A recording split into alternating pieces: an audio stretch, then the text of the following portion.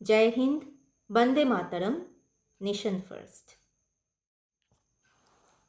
আজকের দিনে দাঁড়িয়ে সমাজ এবং রাজনৈতিক প্রেক্ষাপটের সঙ্গে আমাদের ছোটবেলার একটি কবিতার খুব মিল পাচ্ছি।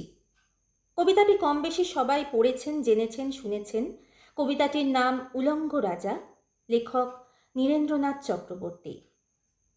সবাই দেখছে যে রাজা উলঙ্গ, তবুও সবাই হাততালি দিচ্ছে, সবাই চেঁচিয়ে বলছে সাবাস সাবাস।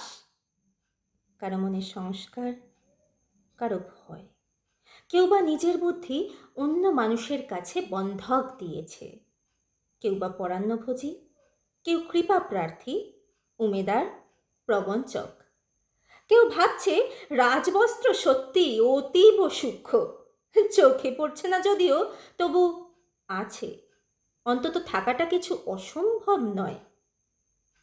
গল্পটা সবাই জানে, কিন্তু সেই গল্পের ভিতরে শুধুই প্রশস্তি বাক্য উচ্চারক, কিছু আপাদমস্তক ভীতু, ফন্দিবাজ অথবা নির্বোধ স্তাবক ছিল না। একটি শিশুও ছিল, সত্যবাদী, সরল, সাহসী একটি শিশু। নেমেছে গল্পের রাজা বাস্তবের প্রকাশ্য রাস্তায়। আবার হাততালি উঠেছে মুহুর্মুহু, জমে উঠেছে স্তাবক বৃন্দের ভিড়। কিন্তু সেই শিশুটিকে আমি ভিড়ের ভিতরে আজ কোথাও দেখছি না। শিশুটি কোথায় গেল? কেউ কি কোথাও তাকে কোনো পাহাড়ের গোপন গুহায় লুকিয়ে রেখেছে?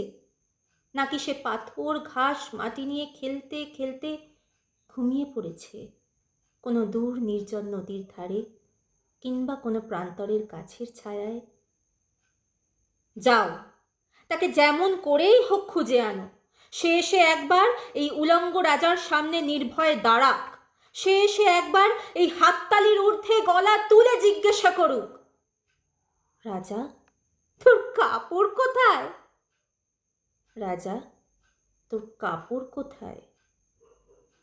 না, কোনো নির্জন নদীর ধারেও নয়, কিংবা কোনো গাছের ছায়াতেও নয়।